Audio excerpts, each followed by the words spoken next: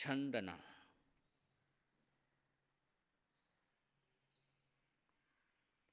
प्रेम को अमर करने का ये सूत्र है।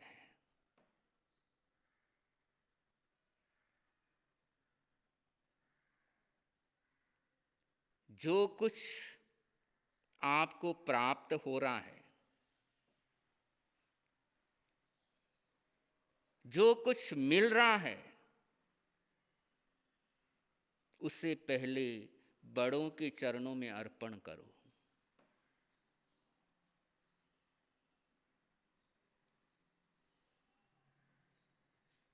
ये कह करके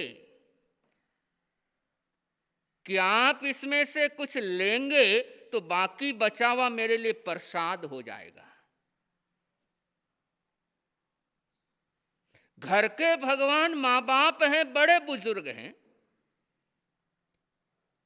और घर के बड़े बुजुर्गों को, माँ बाप को अर्पण कर दिया तो जो बाकी बचा वो प्रसाद हो गया।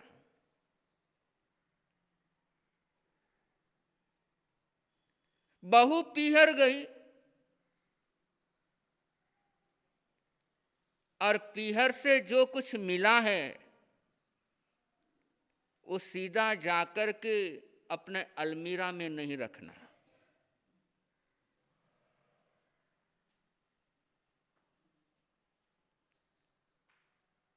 पहले बताना कि ये मिला है, आप इसे स्वीकार करो।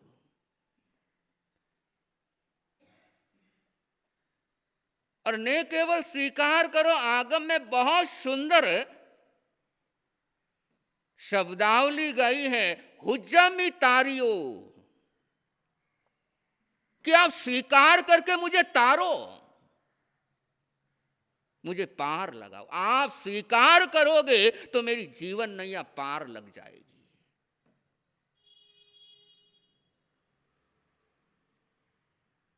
बंधु, ये तो एक कॉमन सेंस की बात है। आपको मिला है, पीहर से लेकर के आए हैं, सिर्फ आपको बोलना है, आपकी चीज कोई लेने वाला तो है नहीं।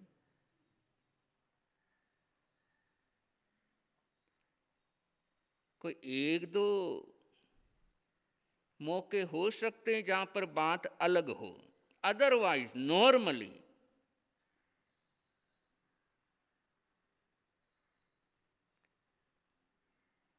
और उल्टा इसमें होगा क्या आपका बेनिफिट?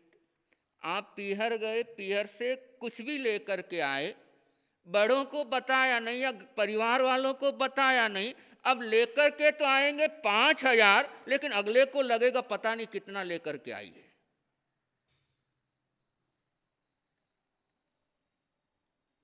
अब अगला तो अपने हिसाब से अंदाजा लगाएगा।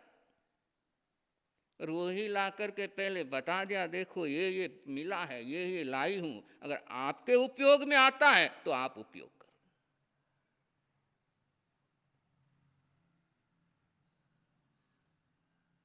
वरना होता क्या, मार्केट में गए, परचेजिंग करके लेकर के आ रहे हैं, अपने कमरे में घुस गए, क्या लेकर के आया, क्या नहीं लेकर के आए, और इससे बहुत बड़ी परेशानियां सामने आती। इसलिए संत जीवन में तो गोचरी लेकर के कोई आया है, चाहे सामने वाले का उपवास है, खाना नहीं है, लेकिन फिर भी उसको बताते ये लेकर के आया हूं, आप इसमें से ग्रहण करो। हालांकि जान रहा सामने वाले को खाना नहीं है, सामने वाले का उपवास है, लेकिन फिर भी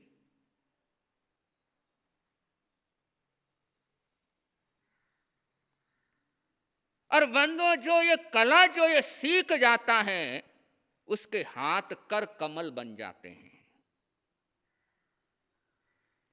हाथ कमल वाले भी होते हैं, हाथ कांटों वाले भी होते हैं।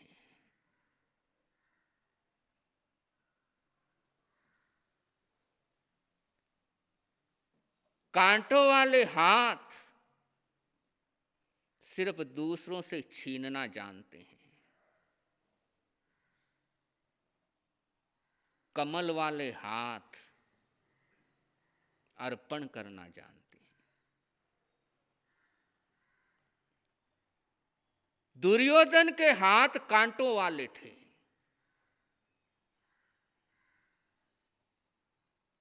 इसलिए दुर्योधन की जिंदगी वीरान बन गई। दुर्योधन के हाथ कांटों वाले थे, इसलिए दुर्योधन की जिंदगी उजाड़ गई। क्या कमी थी उसके पास? इतना बड़ा राज्य दुर्योधन का, श्री कृष्ण दुर्योधन से कहते 5 गांव दे दे, बाकी सब तू रख ले।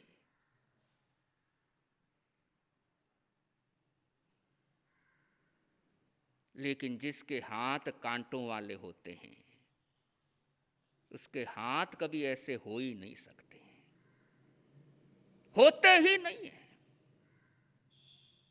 उसके हाथ हमेशा ऐसे रहते हैं, लेकिन वो ये भूलता है मेरे हाथ कांटों वाले हैं, यहां पर जाएंगे तो मेरे मुंह को लहूलुहान करेंगे।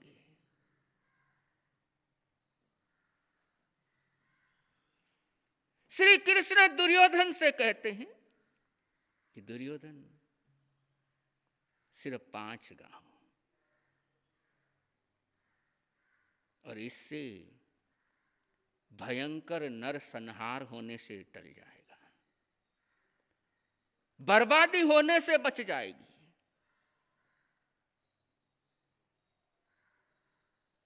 लेकिन दुर्योधन कहता है, अरे मुरारी, ये कैसा बच्चों जैसी बातें कर रहा है? 5 गांव? मैं तो उतनी भी जगह नहीं देता जितनी जगह पर सुई की नोक ठहरती है। इसलिए तेरा काम बंसी बजाने का है, तू बंसी बजा और आराम कर, हमारे भाइयों के बीच में मत पड़।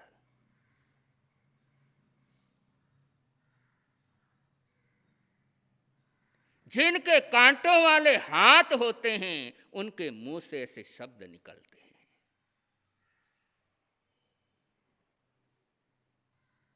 इसलिए अपने हाथों को कांटे वाले हाथ मत बनाओ, कर कमल बनाओ, कमल वाले हाथ, फूल वाले हाथ।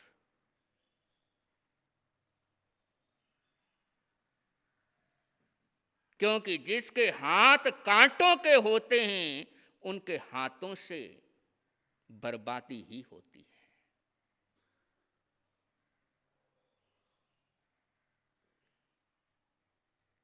इसलिए जिंदगी के अंदर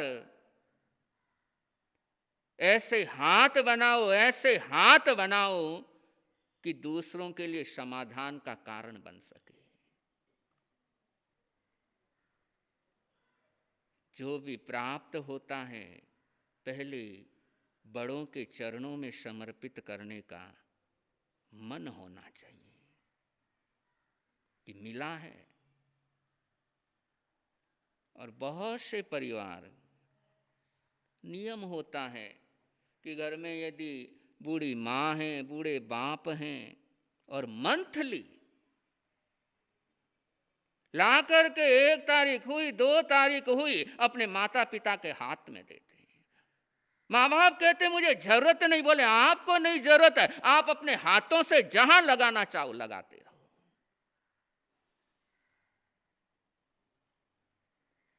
जिधर अपने हाथों से आप पुण्य का काम कर सकते हो कर लो।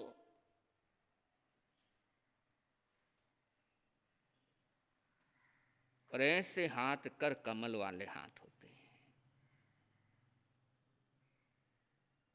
बहुत से ऐसे परिवार भी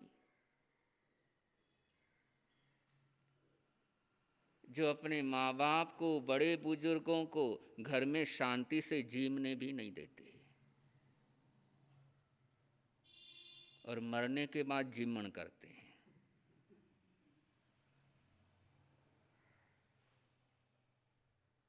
क्या काम आया?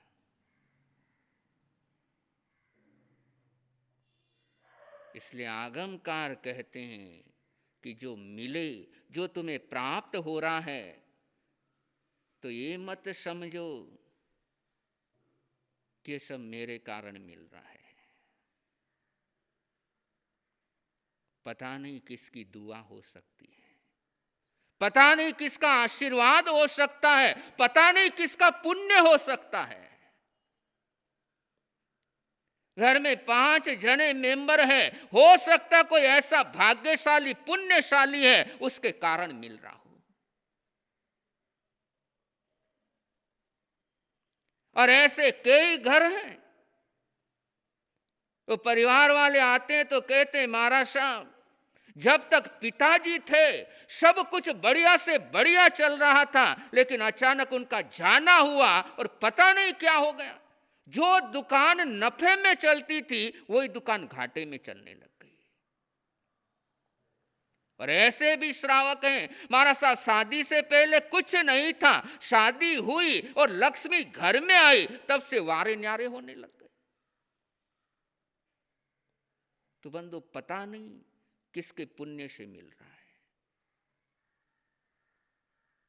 पता नहीं किसके कारण से हासिल हो रहा है।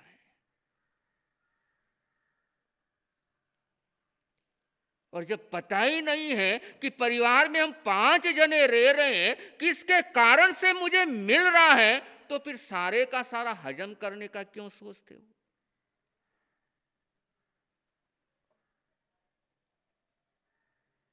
और अकेले अकेले खाओगे तो बदहजमी तो होगी ही होगी। पेट खराब हो नहीं है, इसलिए बांट करके खाना सीखो।